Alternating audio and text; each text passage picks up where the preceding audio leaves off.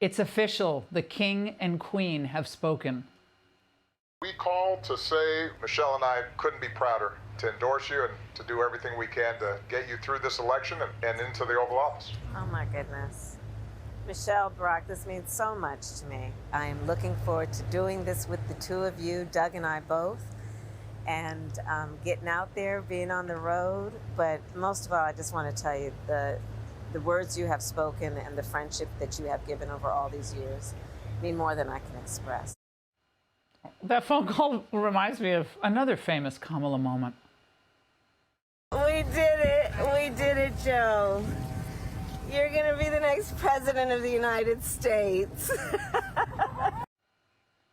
Somehow she always got that camera crew on standby. It's interesting how that happens. But here's the hard truth. If they're trying to turn Kamala into Obama 2.0, they're going to be sorely disappointed because she doesn't have the political skill or the charm. Joining me now, Vivek Ramaswamy, former Republican presidential candidate. Vivek, the Obamas did the phone call, the obligatory phone call. The acting seemed convincing to me, but it is the razzle dazzle. Will it help? Look, I don't think it's going to help. But Laura, here's the real reality for our side.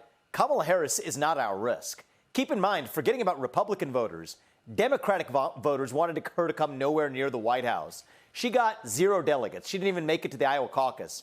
I ran as a 37-year-old first-timer to politics. I've gotten more delegates for U.S. president than Kamala Harris had. Nonetheless, she is actually creating a risk for us in a different way.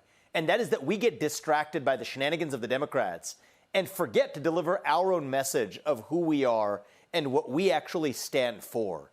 That's what I think is the big risk of Kamala, not that she's compelling, but that this entire drama and poorly acted version of it at times is itself a distraction for us. And that is something I have a concern about. Well, I think that, again, the razzle-dazzle is to get everyone to look at this, distraction, the shiny object analogy. And meanwhile, we have a caravan, another one, thousands of people in it, making its way to the southern border. And she's trying to run away from being border czar. So that's the truth, and that's what the Republicans have to keep focusing on. That's what JD, that's what President Trump, all that all the time. I would even almost ignore Kamala Harris and focus on what they've done to the country and how they're going to save the country. To me, that's the powerful narrative here. You nailed it, because we are not really running against a candidate anyway. We are running against a machine. We want to get in there and dismantle that machine and do it for the betterment of the American people. Talk about our vision for the future. I don't think it's going to be particularly successful, Laura, to go after these micro-political attacks of Kamala, that she was protecting Joe Biden before she had staged a coup on him, or the fact that she was too tough as a prosecutor.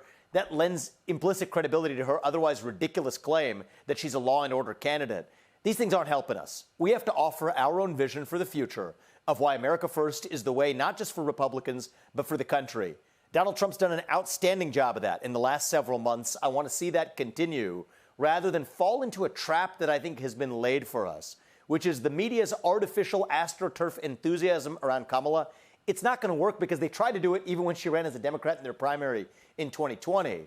The only way it works is if it ultimately throws Republicans off their tilt to focus on micro attacks against Kamala instead of offering our own vision for the future of the United States. And how would you, on Republicans to do?